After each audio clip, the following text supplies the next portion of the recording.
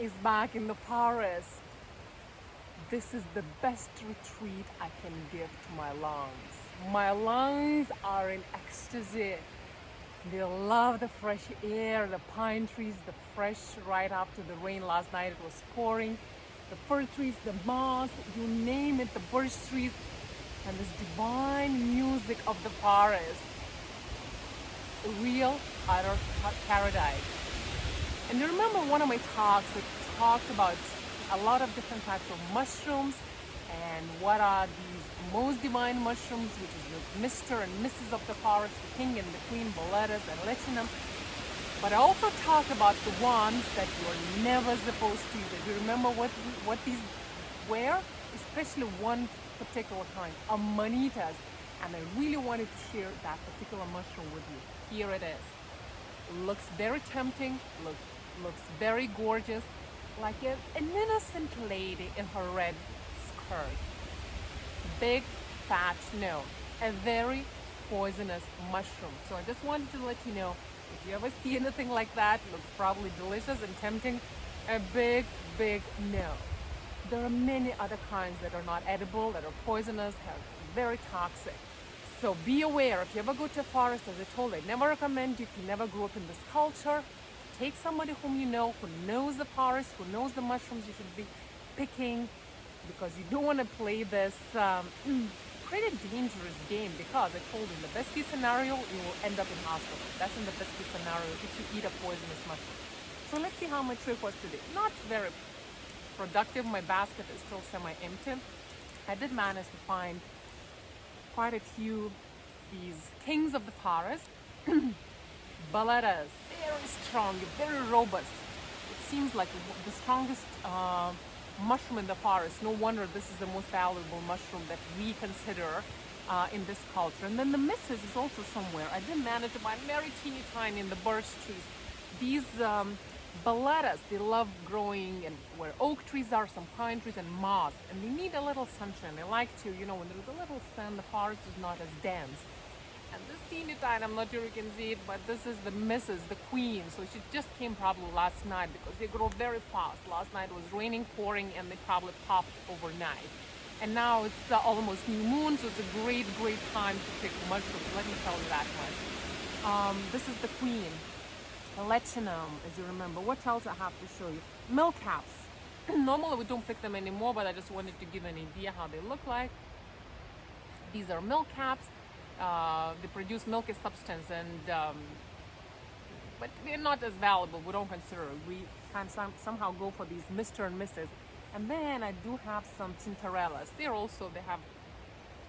are orange in color, saffron color like, and they're very fragile, very brittle, but also very delicious. It's like they have a unique taste. But again, there's poisonous ones that look like them.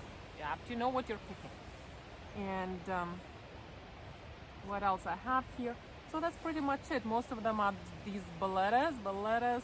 Yeah, this is boletus, as you can see. So what I'm gonna do, I think today, because I already have enough of these mushrooms cooked and put in the freezer, and I think I'm gonna dehydrate them and use them in sauces later. So I'll just use them in my dehydrator. And by the way, never forget to carry a knife, because you don't want to pluck the mushroom from the soil, from the Mother Earth itself, because it tends to regrow, right? So we want to give it more life, because otherwise you pluck the life out of this pot.